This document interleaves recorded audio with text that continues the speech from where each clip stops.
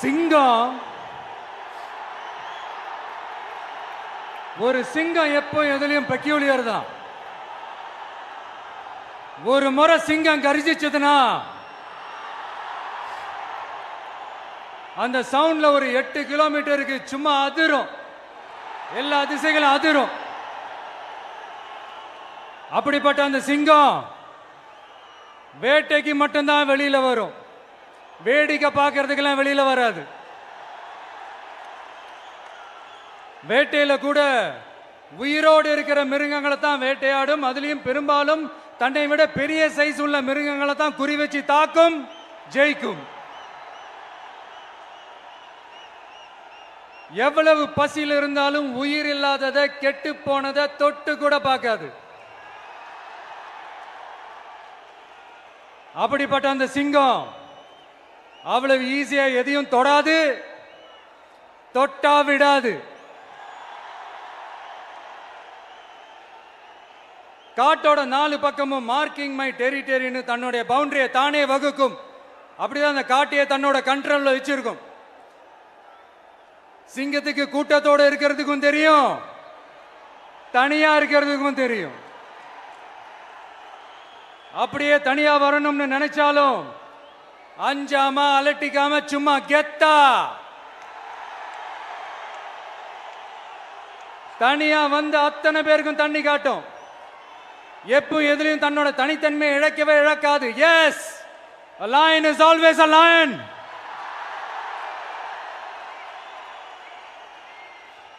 There are so many jackals and other animals in the forest, but there will be only one lion. And even if it is single, it will be the king of jungle. It is not only a description but also a clear declaration. சிங்கத்தை பத்தி பேசிட்டு நம்ம சிங்க குட்டிகளையும் சிங்க பெண்களையும் பத்தி நம்ம பேசாம இருக்க முடியுமா? அவங்கள எப்படி நான் மறப்பேன்? அவங்க தான் என்னுடைய உயிராச்சே, என் நெஞ்சில் குடியிருக்கும்.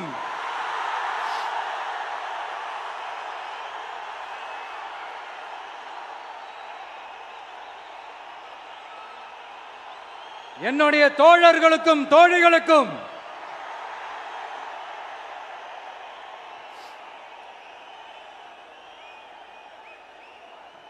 நேர்ல வர முடியாத சூழல்ல வீட்டில் இருந்துகிட்டே நம்மளுடைய இந்த மாநாட்டில் நேரலை வாயிலாக கலந்துகிட்டு இருக்கிற என்னுடைய அம்மாக்கள், அக்கா தங்கைகள், அண்ணன் தம்பிகள், நண்பர்கள் அனைவருக்கும் என்னோட உயிர் வணக்கம். என்னோட உயிர் வணக்கம், என்னோட உயிர் வணக்கம்.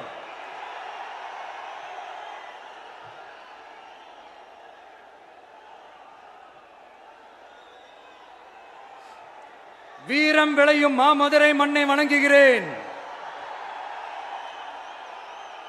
இந்த மதுரைனாலே உடனே ஞாபகத்துக்கு வரது சீறி பாஞ்சி துள்ளி குதிக்கிற யாருக்கும் அடங்காத காளைகள் விளையாடுற அலங்காநல்லூர் ஜல்லிக்கட்டு தான்.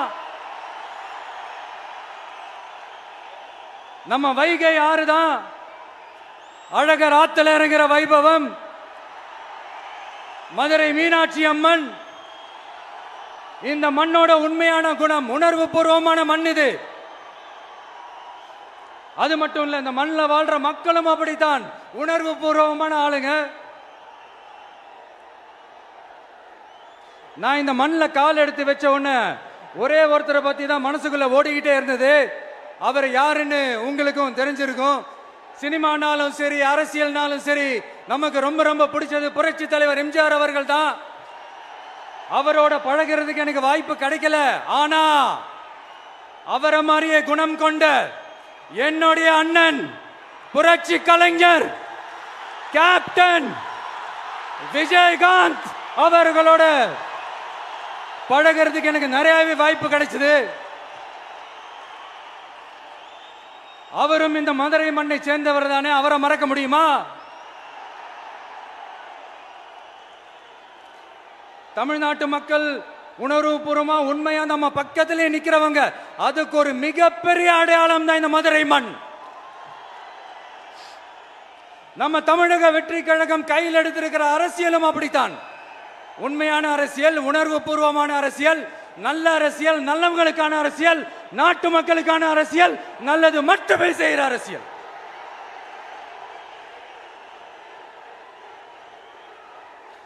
இதோ நம்மளுடைய இந்த 2வது மாநில மாநாடு வாகை சூடும் வரலாறு திரும்புகிறது. அப்படி இந்த மாநாட்டுக்கு பேர் வச்சிருக்கிறோம். 1967லயும் 1977லயும் நம்ம தமிழக அரசியல் ஒரு மிகப்பெரிய ஆட்சி அதிகார மாற்றங்கள் ஒண்ணு நடந்துச்சு இல்லையா? அதே மாதிரிதான் அடுத்த வருஷம் 2026ல அப்படி ஒரு வரலாறு திரும்ப போகுதுன்னு உறுதியா சொல்றதுக்கான மாநாடு தான் நம்மளோட இந்த 2வது மாநில மாநாடு. விக்கிரவாண்டி விசாலையில் நம்மளுடைய ஃபர்ஸ்ட் மாநாடு நடத்தணும், வெற்றி கொள்கை திருவிழா. அதுக்கப்புறமே நீங்க பார்த்திருப்பீங்க, தமிழக அரசியல் அந்த தட்ப வெப்பத்தையே மாத்தினுச்சு. நமக்கு எதிராக எத்தனை குரல்கள். ஆனா உங்களுக்கு தான் நம்மளை பத்தி நல்லா தெரியுமே, எந்த குரலையும் காதலையே போட்டுக்காம மக்களோட குரலை மட்டுமே கேட்டுக்கிட்டு நமக்கு எதிராக வர அத்தனை கூக்குரல்களையும் சின்னதா ஒரு சிரிப்போடவே கடந்து வந்திருக்கிறோம். அது இல்லாம நம்ம மாநாட்டில் ஒலிக்கிற இந்த குரல் இந்த ஒற்றை தமிழ் மகனோட குரல் மட்டுமல்ல, ஒட்டுமொத்த தமிழ்நாட்டு மக்களுடைய குரல். தமிழ்நாட்டில் இருக்கிற ஒவ்வொரு வீட்டில இருந்தும் ஒலிக்கிற குரல், ஒட்டுமொத்த உலகெங்கும் வாழும் ஒவ்வொரு தமிழ் வீட்டிலிருந்தும் எழும் குரல். இந்த சினிமா என்கிற மாபெரும் கலை ஆயுதத்தின் வாயிலாக சாதி, மதம், இனம், பாலினம், மொழி கடந்து இந்த நாட்டின் மூளை முடுக்கெங்கும் ரசிகர்களாக இருந்து தோழர்களாக நம்மோடு பயணிக்க துவங்கியுள்ள அனைவரோடும் இணைந்த ஒவ்வொரு மனிதருக்காகவும் ஒலிக்கிற உரிமை குரல்.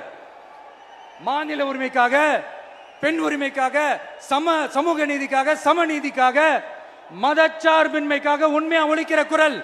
அதனால் இந்த குரலுக்கு எதிராக இன்னும் இன்னும் எத்தனை குரல்கள் வந்தாலும் ஓங்கி ஒலிக்குமே தவிர ஒரு நாளும் ஓயவே ஓயாது. Yes, it is an unstoppable voice, an unstoppable force.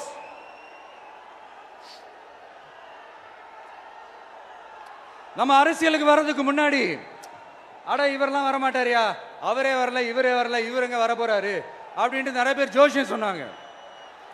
அப்புறம் நம்ம கட்சியினுடைய பேர் அறிவிச்சதுக்கு அப்புறம் பேரு தானே அறிவிச்சிருக்கிறாரு, மக்கள் கிட்ட பேர் வாங்கணும்ல, அதெல்லாம் முடியாதுன்னாங்க. அப்புறம் ரொம்ப முக்கியமா மாநாடுலாம் எவ்வளவு பெரிய விஷயம், அதெல்லாம் இவர் ஒத்தால எப்படி பண்ண முடியும், சும்மா பக்கத்தில் புஷியானதை வச்சுக்கிட்டு மாநாடுல எப்படி நடத்தி காட்ட முடியும், அதெல்லாம் அவங்களால முடியாது. அப்புறம் மழை பெஞ்சு எல்லாத்தையும் எடுத்துரும். ஏன் என் கூட இருக்கிறவங்களே கூட தான் சொன்னாங்க. அதுக்கப்புறம் என்ன நடந்துச்சுன்னு உங்க எல்லாருக்குமே தெரியும். இப்ப புதுசா ஒண்ணு சொல்ல ஆரம்பிச்சிருக்கிறாங்க. அது என்னடானா, ஆட்சியை பிடிக்கிறதெல்லாம் அவ்வளவு ஈஸி இல்லை இல்லையா. இப்ப அதெல்லாம் விட்டாங்க, இப்ப இங்க வந்துட்டாங்க. இவர் நேரா ஷூட்டிங்ல இருந்து வருவாராம், வந்து ஆட்சியை பிடிப்பாராம். அது எப்படி இவராலே முடியும், அவராலே முடியல, இவராலே முடியல, அவருக்கு அத்தனை வருஷம் ஆச்சு, இவராலே எப்படி முடியும்ட்டு ஒரு பக்கம். இன்னொரு பக்கம் கூட்டம்லாம் ஓகே தான், அது எப்படி ஓட்டா மாறும் அப்படின்றது இன்னொரு பக்கம். இப்படி கதை, திரைக்கதை, வசனம், இயக்கம், பாடல்கள்,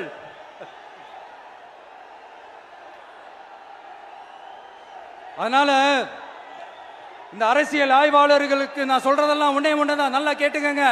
இந்த விஜய் ஏதோ இந்த பல லட்சம் பேர் கூடுற கூட்டத்தில் மட்டுமே இருக்கிறாரு அப்படின்னு மட்டும் தப்பு கணக்கு போட்டாதீங்க. ஏன்னா நம்மளுடைய இந்த கூட்டம் வெறும் ஓட்டா மட்டும் இல்லைங்க, வரப்போற தேர்தலில் மக்கள் விரோத ஆட்சியாளர்களுக்கு நாம வைக்க போற வேட்டா, நம்மளை கோட்டைக்கு அனுப்ப போற ரூட்டா இருக்க போதுன்னு சீக்கிரமாவே தெரிஞ்சுப்பீங்க. ஏன்னா கோடிக்கணக்கானவங்களோட ஹார்ட்லயும் வீட்லயும் ஏற்கனவே ஆல்ரெடி உயிரா, உணர்வா, உறவா இருக்கிறோம். நம்மளுடைய கனெக்ட் எல்லாம் வெறும் மக்களோட மட்டும்தான். நாம யாருன்னு அவங்களுக்கு தெரியும், அவங்க யாருன்னு நமக்கு தெரியும். நாமளும் நம்ம மக்களும் எப்படி இருக்கிறோம்னு எதிரிகளுக்கு நல்லாவே தெரியும். இருந்தாலும் இந்த விஜய் எதுக்குப்பா வந்திருக்கிறாரு, இவர் என்ன புதுசா என்ன திட்டம்லாம் சொல்லிட்டாரு அப்படின்னு வேற நிறைய கேள்விகள். இந்த சொல்றேன் தெரிஞ்சுக்கங்க. பெண் குழந்தைகள், பெண்கள் மற்றும் வயசானவங்களோட பாதுகாப்புல தான் நம்ம பிரையாரிட்டியே. அடுத்து இளைஞர்கள், உழவர்கள், உழைப்பாளர்கள், நெசவாளர்கள், மீனவர்கள், ஆதரவற்ற முதியோர்கள், மாற்றுத்திறனாளிகள், மூன்றாம் பால் இனத்தவர்கள்னு இன்னும் யாருக்கெல்லாம் கவர்மெண்டோட ஒரு ஸ்பெஷல் அட்டென்ஷன் தேவையோ அவங்க எல்லாருக்குமான ஒரு கவர்மெண்ட் அமைக்கிறது தான் நம்ம இலக்கே. நான் ஏற்கனவே சொன்னது தான் இங்க நான் திரும்பவும் சொல்றேன். நம்மளுடைய இந்த தமிழக வெற்றி கழகம் ஏதோ அரசியல் ஆதாயத்துக்காக தொடங்கப்பட்ட கட்சியெல்லாம் கிடையாதுங்க. கொள்கை கோட்பாடுகளோடு தந்தை பெரியார், பெருந்தலைவர் காமராஜர், அண்ணல் அம்பேத்கர், வீரமங்க வேலு நாச்சியார், மக்கள் சேவகர் அஞ்சலை அம்மாள், நம்மளுடைய 5 கொள்கை தலைவர்களோட வழிகாட்டுதல்களோடு தொடங்கப்பட்ட கட்சி. நம்ம ஸ்டாண்ட்ல நாம எப்பவுமே ஸ்ட்ராங்கா தாங்க இருக்கிறோம். அதுல எந்த மாற்றத்துக்கோ எந்த சமரசத்துக்கோ துளி கூட இடமில்லை. நம்மளுடைய ஒரே கொள்கை எதிரி பாஜக தான். நம்மளுடைய ஒரே அரசியல் எதிரி திமுக தான். எப்படி? நம்மளுடைய ஒரே கொள்கை எதிரி, நம்மளுடைய ஒரே அரசியல் எதிரி ஏதோ அண்டர் கிரவுண்ட் ஆதாயத்துக்காக டீல் போட்டுக்கிட்டு டீல் பேசிக்கிட்டு இந்த அலையன்ஸ் வச்சுக்கிட்டு இந்த ஊரை ஏமாத்துற கட்சி எல்லாம் நம்ம டிவிக்கே கிடையாதுங்க. யாருக்காகவும் எதுக்காகவும் எந்த பயமும் கிடையாது. மாபெரும் பெண்கள் சக்தி நம்மளோட இருக்கிறாங்க, மாபெரும் இளைஞர்கள் சக்தி நம்மளோட இருக்கிறாங்க, ஒட்டுமொத்த தமிழ்நாட்டு மக்களுடைய சக்தி நம்மளோட நிக்கிறாங்க. அப்படி இருக்கும்போது இந்தியாவில் இருக்கிற எல்லா ஸ்டேட்லயும் வாழ்ற நம்ம தமிழ் நெஞ்சங்கள் மட்டும் இல்ல, உலகம் பூரா 100க்கும் மேலான நாடுகள்ல வாழ்ற நம்ம தாய் தமிழ் உறவுகள் எல்லாருமே என்ன விஜய் தளபதி விஜய் இல்லனா விஜய் தளபதி இப்படி சொந்தம் கொண்டாடுற கோடிக்கணக்கானவங்களோட அன்பு மாசியும் நம்மளோட இருக்கும்போது, இவங்க எல்லாருமே நம்மளோட நிற்கும் போது எதுக்குங்க இந்த பாசிச பாஜகவோட நேரடி கூட்டணியோ இல்ல மறைமுக கூட்டணியோ உறவு வச்சுக்க? நாம என்ன உலகமாக ஊழல் கட்சி? என்ன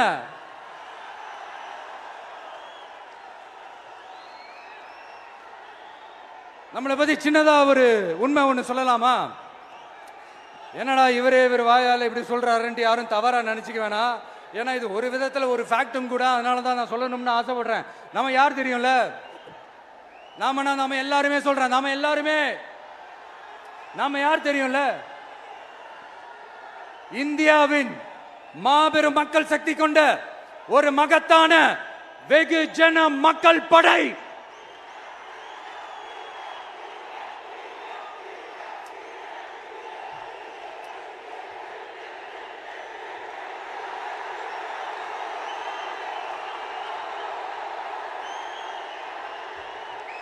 அதனால நம்ம தலைமையில நாம் அமைக்க போற இந்த உண்மையான மக்களாட்சிக்கான அச்சாரமாக மாபெரும் மக்கள் சக்தியே அணி அணியாக நம்மளோட திரண்டு நிக்கிறப்போ இந்த அடிமை கூட்டணியில சேர வேண்டிய அவசியம் நமக்கு இருக்குங்க.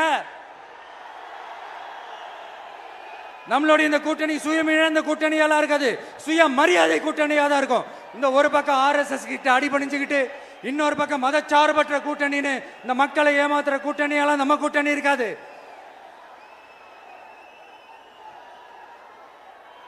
நான் இப்பவும் சொல்றேன், நம்மளை நம்பி வர்றவங்களுக்கு ஆட்சியிலும் அதிகாரத்திலும் உறுதியாக பங்களிப்பு செய்யப்படும். உடனே இந்த கேள்விகள்லாம் வரும். அப்ப யாரு கூட்டணி, யாரு வரா, யாரு போறா, இந்த கேள்விகள்லாம் வரும். இந்த கேள்விகளுக்கெல்லாம் ஒரே ஒரு பதில் தான், சஸ்பென்ஸ்ல சஞ்சாரம் செய்யுங்க. ஆனா ஒண்ணு, 2026ல 2 பேருக்கு நடுவுல தான் போட்டியே. ஒன்னு TVK, இன்னொன்னு DMK. இந்த போட்டி எப்படி இருக்க போதுன்னா, இந்த அலையன்ஸை வச்சு எப்படியாவது நம்ம தப்பிச்சிடலாம். என்ன இந்த பழைய இந்த மேத்தமேட்டிக்ஸ் அரித்மேட்டிக்ஸ் இதெல்லாம் வச்சு எப்படியாவது நம்ம தப்பிச்சிடலாம் அப்படின்னு நினைக்கிறவங்களோட அந்த கனவு ஒரு நாளும் மைப்படாது. சரி, இப்ப நம்ம வேற ஒரு ஏரியாவுக்கு ஒண்ணு வருவோம். எதிர்காலம் வரும், என் கடமை வரும், இந்த கூட்டத்தின் ஆட்டத்தை ஒழிப்பேன்.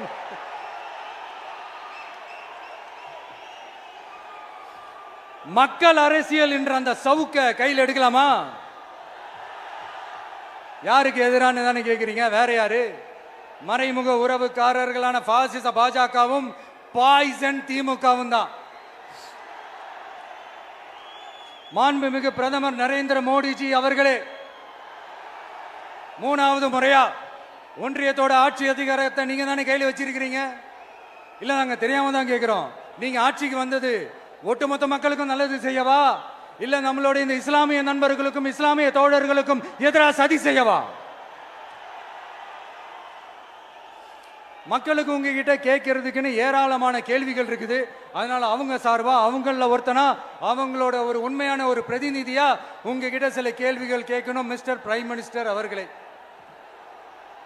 நம்ம தமிழ்நாட்டு மீனவர்கள் கிட்டத்தட்ட ஒரு 800 பேருக்கு மேல இலங்கை கடற்படையால தாக்கி அழிக்கப்பட்டிருக்கிறாங்க. அதை கண்டிக்கிறதுக்காக உங்களை பெருசா எதுவும் செய்ய சொல்லல, சின்னதா ஒண்ணே ஒண்ணு மட்டும் செஞ்சு கொடுங்க. இனிமேலாச்சும் எங்களுடைய மீனவர்கள் பாதுகாப்பா இருக்கிறதுக்காக இந்த கச்சத்தீவை இலங்கை கிட்ட இருந்து மீட்டு கொடுத்துருங்க, அது போதும். உங்களுடைய இந்த முரட்டு பிடிவாதத்தால நீங்க நடத்துற இந்த நீட்டு தேர்வு, அதனால இங்க என்னென்ன நடக்குதுன்னு சொல்றதுக்கே மனசு வலிக்குது. அதனால அந்த நீட்டு தேர்வு தேவையில்லைன்னு அறிவிச்சிருங்க, அது போதும். செய்வீர்களா திரு நரேந்திரபாய் தாமோதர் மோடிஜி அவர்களே? எங்களுக்கு என்னென்ன தேவையோ என்னென்ன நல்லதோ அதெல்லாம் செய்ய மாட்டேங்கிறீங்க. ஆனா ஆட்சி அதிகாரத்தை மட்டும் கையில வச்சுக்கிட்டு மக்களை ஏமாத்த நேரடியாக ஒரு பாசிச பாஜக அடிமை கூட்டணி ஒண்ணு. அடுத்து உங்களோட இந்த மைனாரிட்டி ஆட்சியை ஓட்டுறதுக்காக மறைமுகமாக RSS அடிமை குடும்பம்னு இன்னொரு கூட்டணி. இப்படி மக்கள் சக்தியே இல்லாத இந்த ஊழல் கட்சிகளை மிரட்டி அடிபணிய வச்சு 2029 வரைக்கும் சொகுசு பயணம் போயிடலாம்னு திட்டம் தீட்டி வச்சிருக்கிறீங்க. அதானே ஜி? என்ன ஜி? ஒண்ணு மட்டும் சொல்றேன், தெரிஞ்சுக்கங்க. என்னதான் நீங்க இந்த நேரடி மறைமுக கூட்டணி குட்டிகரணம் போட்டாலும் தாமரை இலையில தண்ணியே ஒட்டாது. தமிழக மக்கள் மட்டும் எப்படி ஒட்டுவாங்க?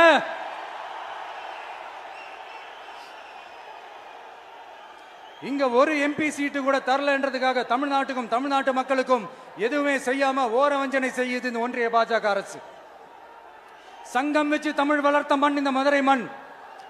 அதனால இங்க அந்த கீழடியில கிடைச்ச ஆதாரங்களை எல்லாம் மறைச்சிட்டு எங்க நாகரிகத்தையும் எங்க வரலாறையும் அழிக்கிறதுக்காக உள்ளடி வேலை செய்யலாம்னு நினைக்கிறீங்க. தமிழ்நாட்டை தொட்ட என்ன நடக்கும் நீங்க பல உதாரணங்கள் இருக்குது. அதனால இதையெல்லாம் மறைச்சிட்டு எங்க மக்களை ஏமாத்திடலாம்னு மட்டும் நினைக்காதீங்க.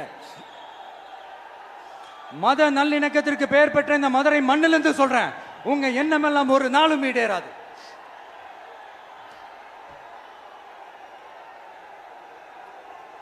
எம்ஜிஆர்னா யார் தெரியும்ல? அவர் மாஸ்னா என்னன்னு தெரியும்ல? அவர் உயிரோடு இருக்கிற வரைக்கும் அந்த சிஎம் சீட்டை பத்தி ஒருத்தராலையும் நினைச்சு கூட பார்க்க முடியல, கனவு கூட காண முடியல. எப்படியாவது அந்த சிஎம் சீட்டை என்கிட்ட கொடுத்துருங்க, என் நண்பர் எம்ஜிஆர் திரும்ப வந்ததுக்கு அப்புறம் நான் திருப்பி கொடுத்துறேன்னு தன்னோட எதிரியை கூட மக்கள் கிட்ட கெஞ்ச வச்சவர் எம்ஜிஆர். எப்படி கெஞ்ச வச்சவர்? அதனால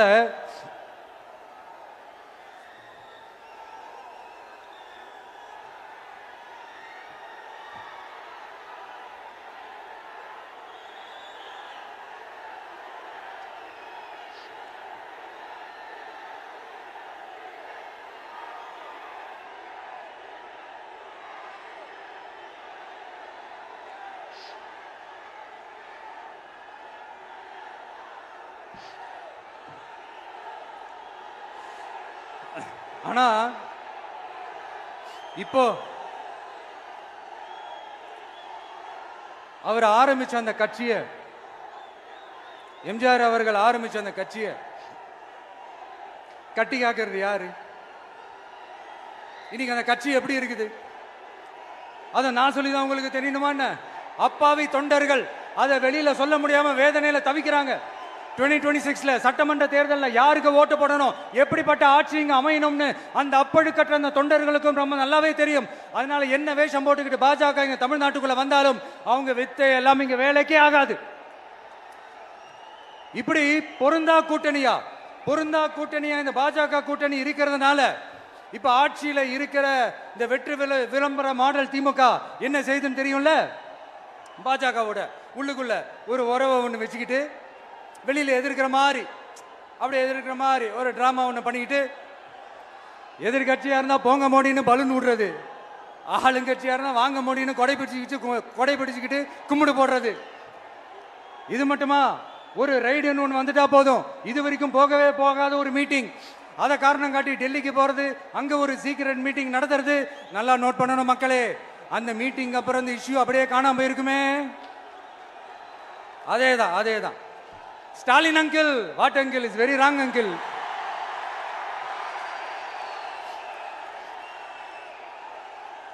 இப்படி தமிழ்நாட்டில் இப்ப நடக்கிற இந்த ஆட்சியினுடைய லட்சணத்தை பார்த்துக்கிட்டு நாம எப்படி சும்மா இருக்க முடியும்? ஒரு தவறு செய்தால், அதை தெரிந்து செய்தால், அவர் கபட நாடக மு.க. ஸ்டாலின் அங்கிளாகவே இருந்தாலும், அங்கிள் உங்களுக்கு மனசாட்சின்னு ஒன்று இருந்துச்சுன்னா நாங்க கேட்கிற கேள்விகளுக்கு மட்டும் கொஞ்சம் பதில் சொல்லுங்க அங்கிள். நீங்க நடத்துற இந்த ஆட்சியில நேர்மை இருக்கா? நியாயம் இருக்கா? ஊழல் இல்லாம இருக்கா? சட்டம் ஒழுங்கு சரியா இருக்கா? பெண்களுக்கு பாதுகாப்பு இருக்கா? பொதுமக்களுக்கு பாதுகாப்பு இருக்கா? இயற்கை வளங்களுக்கு பாதுகாப்பு இருக்கா? சொல்லுங்க மை டியர் அங்கிள், சொல்லுங்க. டாஸ்மாக்ல மட்டுமே இது வரைக்கும் 1000 கோடிக்கு மேல ஊழல்னு சொல்றாங்க. அதுல மட்டுமா தப்பு நடக்குது? வேற எதுல தான் நடக்கல? உலகத்திலே மிஸ்டர் கிளீன் ரெக்கார்ட்ஸ் எல்லாம் உங்களுக்கும் உங்க கூட இருக்கிறவங்களுக்கும் மட்டும்தான் அங்கிள் கொடுக்கணும். இதை பார்த்து வாயே இல்லாத ஊரு கூட வயிறு வலிக்கு சிரிக்குது. பெண்களுக்கு 1000 ரூபாய் கொடுத்துட்டீங்கன்னா போதுமா அங்கிள்? அப்படியே அது மூடி மறைச்சிடலான்னு பாக்குறீங்களா? படிக்கிற இடத்துல, வேலைக்கு போற இடத்துல, வெளியில போற இடத்துலன்னு அவங்களுக்கு பாதுகாப்பே இல்லைன்னு ஒட்டுமொத்த பெண்களும் கதறாங்க. அந்த கதறல் சத்தம் ஏதாவது உங்க காதுல கேக்குதா அங்கிள்? இதுல வேற உங்க அப்பான்னு கூப்பிடுறாங்கன்னு வேற சொல்றீங்க. What is this uncle? Is very very wrong uncle, is very very wrong. பெண்களுக்கு மட்டுமா பொய் வாக்குறுதி கொடுத்து ஏமாத்துறீங்க? அரசு ஊழியர்கள், ஆசிரியர்களை ஏமாத்துறீங்க, விவசாயிகளை ஏமாத்துறீங்க, பரந்தூர்ல பாதிப்பே வராதுன்னு சொல்லி ஏமாத்துறீங்க, மீனவர்களை ஏமாத்துறீங்க, போதைப் பொருள் கலாச்சாரத்தை ஒழிக்காம ஏமாத்துறீங்க. ஐயோ யோ யோ யோ, very very first uncle, very very first. எப்படி கேட்டாலும் இவங்க கிட்ட இருந்து எந்த பதிலும் வரப்போறதில்லை. ஏன்னா இருந்தா தானே. இப்ப ஆட்சியில இருக்கிற நம்மளுடைய அங்கிள் பதில் சொல்றது இருக்கட்டும். மக்களை நீங்க சொல்லுங்க, நீங்க உண்மையை சொல்லுங்க. செய்வோம் செய்வோம் செய்வோம் செய்வோம்னு சொன்னாங்களே, சொன்னதெல்லாம் செஞ்சாங்களா? உங்களை தான் கேக்குறேன், சொன்னதெல்லாம் செஞ்சாங்களா? சத்தமா சத்தமா மை டியர் அங்கிள், கேக்குதா? மக்களோட சத்தம் கேக்குதா? இது வெறும் சாதாரணமான முழக்கம் தான். கூடிய சீக்கிரம் மக்களை போய் சந்திக்க போறேன், அவங்களோட மனசு விட்டு பேச போறேன். அதுக்கப்புறம் இந்த சாதாரணமான முழக்கம் இடி முழக்கமா மாறும். அத்தோட நிக்காது, அந்த இடி முழக்கம் தமிழ்நாட்டோட போர் முழக்கமா மாறும். அந்த போர் முழக்கம் உங்களை ஒரு நிமிஷம் கூட தூங்க விடாது. நடக்குதா இல்லையான்னு பாருங்க. என்னடா இவன் இவ்வளவு ஸ்ட்ராங்கா சொல்றானேன்னு பாக்குறீங்களா? எல்லாரும் கட்சி ஆரம்பிச்சதுக்கு அப்புறம் தான் ஒவ்வொரு வீட்டுக்குள்ளேயும் போறதுக்கு ட்ரை பண்ணுவாங்க. ஆனா நாங்க அப்படி இல்லை. ஒவ்வொரு வீட்டுக்குள்ளேயும் போனதுக்கு அப்புறம் தான் கட்சியாவே ஆரம்பிச்சிருக்கிறோம்.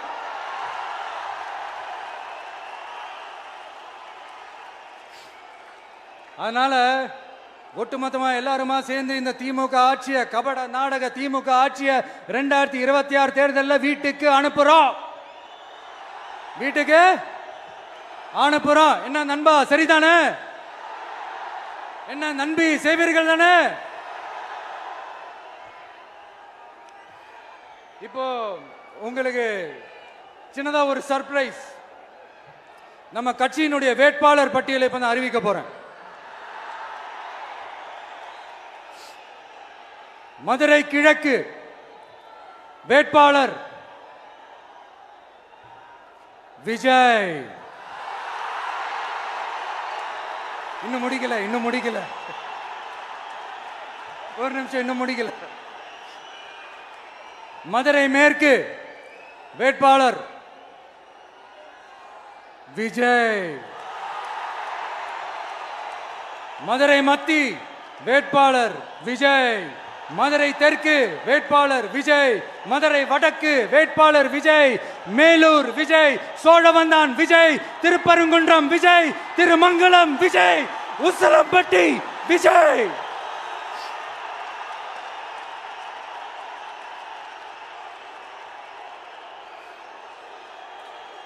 என்னடா எல்லா தொகுதியிலையும் ஒரே வேட்பாளர்னு பாக்குறீங்களா? 234 தொகுதியிலையும் இந்த விஜய் தான், அதாவது உங்க விஜய் தான் உங்க சின்னம். இன்னும் சிம்பிளா சொல்லணும்னா உங்க வீட்டில் இருக்கிற ஒருத்தர் தான் வேட்பாளரா நிக்க போறாங்க. அந்த வேட்பாளரும் நானும் வேறு வேறு இல்லை. நீங்க அவருக்கு ஓட்டு போட்டீங்கன்னா எனக்கு ஓட்டு போட்ட மாதிரி, இந்த முகத்துக்காக நீங்க ஓட்டு போட்டீங்கன்னா உங்க வீட்டில் இருக்கிற உங்களுடைய வேட்பாளர் ஜெயிச்ச மாதிரி. என்னடா இவர் ஏதோ ஓவரா சொல்றாருன்னு நினைக்க வேணாம். பிராக்டிக்கலா அப்படிதான் இருக்கும், அப்படிதான் இருக்கணும். நீங்களும் அப்படிதான் நினைப்பீங்கன்னு நான் நம்புறேன். ஏன்னா இது நம்மளை விட நம்ம எதிரிங்களுக்கு இன்னும் நல்லாவே தெரியும். அதனால எல்லாம் இந்த அதிகார பலம் எல்லாத்தையும் தூக்கிட்டு வந்துருவாங்க. வரட்டும், பாத்துக்கலாம். TVK will take it, TVK will meet it, TVK will compete with it, and TVK will conquer it. TVK will conquer it.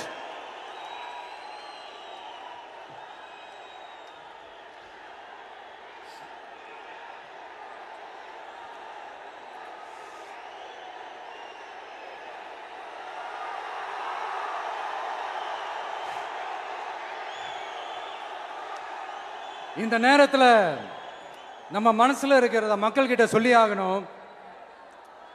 Thoothukudi ஸ்னோலினோட அம்மா என்ன அவங்களோட தம்பி, இன்னும் அவங்க பொண்ணுக்கு நான் தாய் மாமன்னு சொன்னாங்க. அந்த அக்காவோட குழந்தைக்கு மட்டும் இல்லைங்க, என்ன அண்ணனா தம்பியா நினைக்கிற தமிழ்நாட்டில் இருக்கிற என்னோட எல்லா சகோதரிகளின் குழந்தைகளுக்கும் நான் இன்னைக்கு மட்டும் இல்ல, என்னைக்குமே ஒரு தாய் மாமனா தான் இருப்பேன். நீங்க எல்லாரும் என்னுடைய ரத்த உறவு, கூட பிறந்த பொறுப்பு.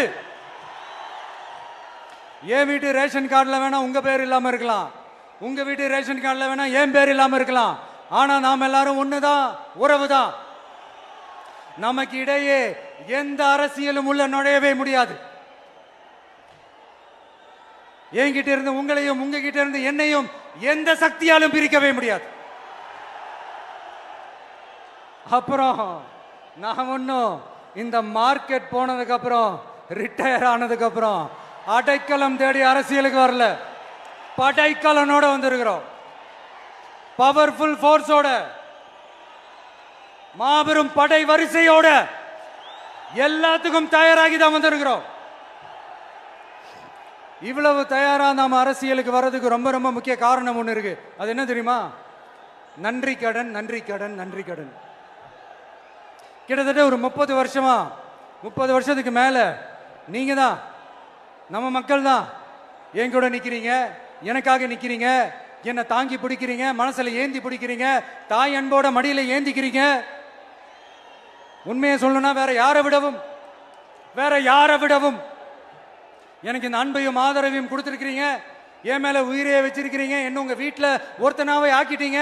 நீங்க எனக்கு கடவுள் கொடுத்த வரம்.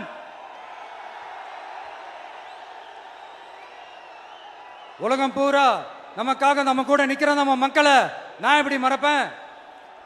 நான் என் லைஃப்ல ரொம்ப உயிரா நினைக்கிறதே பெண்களை, குழந்தைங்களை, இளைஞர்களை, உழைக்கிற மக்களை தான். இவங்க தான் நம்மளோட வகைரா. இதை பார்த்து தான் நம்மளோட எதிரிகளுக்கு பத்தி எரியுது. அதுக்காக நாம் என்ன செய்ய முடியும்? அதனால நம்ம உறவுகளை, சொந்தத்தை, வகைராவை யாருக்காகவும் எதுக்காகவும் விட்டு கொடுக்க முடியாது இல்லையா? Here at this moment among this August gathering, I want to open my heart and say I enjoy people, I respect people, I worship people.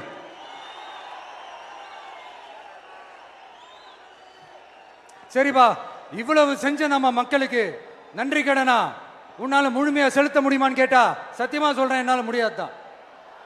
இன்னும் எத்தனை ஜென்மம் எடுத்தாலும் அந்த நன்றி கடனை என்னால தீர்க்கவே முடியாது. அப்புறம் என்ன மானாவுக்கடா நீ வந்திருக்க அதானே கேக்குறீங்க? மைண்ட் வாய்ஸ் கேட்ட மாதிரி இருந்தது.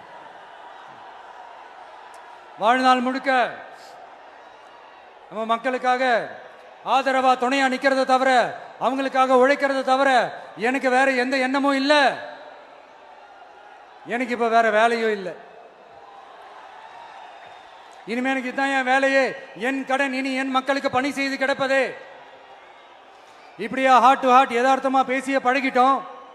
இதுக்கு மேலேயும் எனக்கும் மக்களுக்கும் இடையே இருக்கிற அந்த உறவை பத்தி நான் பேச ஆரம்பிச்சேன்னா ஒரு மாதிரி எமோஷனல் ஆகிடுவேன். அப்புறம் அதை கண்ட்ரோல் பண்ணுறது ரொம்ப கஷ்டம். அதனால என்னை மனசார நேசிக்கிற நம்ம மக்களுக்கு ஒன்றே ஒன்று சொல்றேன்.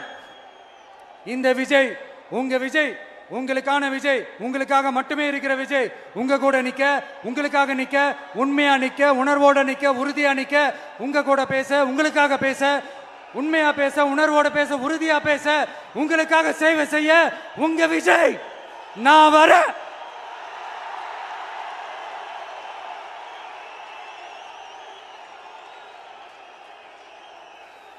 சொல்லல முக்கியம், செயல் செயல் செயல் தான் முக்கியம். செய்கை தான் சும்மா சிறப்பா இருக்கணும். நான் ஆட்சிக்கு வந்தேன்னா சும்மா அது செய்வேன், இது செய்வேன், நல்லது செய்வேன், உருட்டுவேன், புரட்டுவேன், அதெல்லாம் கிடையாது. செய்யறதுக்கு, நல்லது செய்யறதுக்கு, நல்லது செய்யறதுக்கு மட்டும்தான் இந்த விஜய்.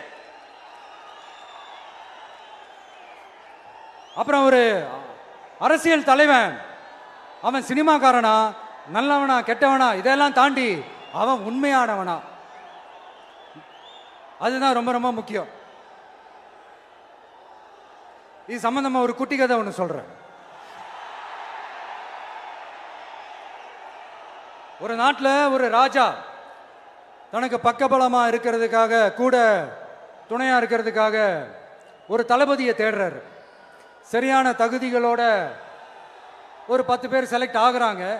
ஆனால் அதில் ஒருத்தர் மட்டும் தான் செலக்ட் பண்ணணும். அதனால அந்த ராஜா என்ன பண்றாருன்னா ஒரு டெஸ்ட் வைக்கிறாரு. அந்த 10 பேர் கையிலையும் விதை நெல்லை கொடுத்து இதை நல்லா வளர்த்து கொண்டு வாங்க, ஒரு 3 மாசம் கழிச்சு வாங்கன்னு சொல்லி அனுப்பி வச்சிடுறாரு. 3 மாசம் கழிச்சு வரும்போது அதில் ஒருத்தர் ஆள் உயரத்துக்கு வளர்த்துருந்தாரு, ஒருத்தர் தோல் உயரத்துக்கு வளர்த்துருந்தாரு. அதில் ஒரு 9 பேரும் நல்லா வளர்த்து கொண்டு வந்திருந்தாங்க. ஒருத்தர் மட்டும் வெறும் தொட்டியோடவே வந்தார்.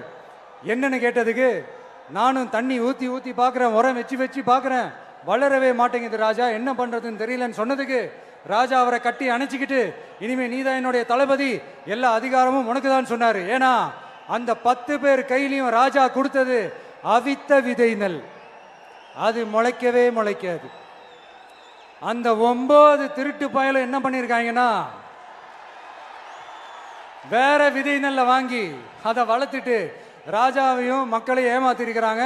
ஆனா இவர் மட்டும் உண்மையை போட்டு உடைச்சிட்டார். அதனால ஒரு நாட்டுக்கு திறமை எந்த அளவுக்கு முக்கியமோ அந்த அளவுக்கு உண்மையும் நேர்மையும் முக்கியம். இப்போ நீங்க எல்லாரும் தான் அந்த ராஜா. நீங்க தேர்ந்தெடுக்க போற அந்த தளபதி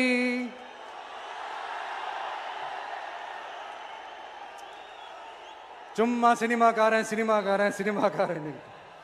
அம்பேத்கர் அவர்களை தோக்கடிச்சது சினிமாக்காரன் இல்ல, அரசியல்வாதி. காமராஜர் அவர்களை தோக்கடிச்சது, இங்க விருதுநகர் பகுதியில் தோக்கடிச்சது சினிமாக்காரன் இல்ல, இன்னொரு அரசியல்வாதி. இன்னைக்கும் நம்ம கூட வாழ்ந்துட்டு இருக்கிற நல்ல கண்ணு ஐயாவை தோக்கடிச்சது சினிமாக்காரன் இல்ல, அரசியல்வாதி. இப்படிப்பட்ட நல்ல நல்ல தலைவர்களை எதிர்த்து நின்று தோக்கடிக்கணும்னு அந்த எண்ணத்தை உருவாக்குனது சினிமாக்காரன் இல்ல, அரசியல்வாதி. அதனால எல்லா அரசியல்வாதியும் அறிவாளியும் கிடையாது, எல்லா சினிமாக்காரனும் முட்டாளும் கிடையாது. கான்பிடண்டா இருங்க, நல்லதே நடக்கும், வெற்றி நிச்சயம். மீண்டும் சந்திக்கும் வரை நன்றி, வணக்கம்.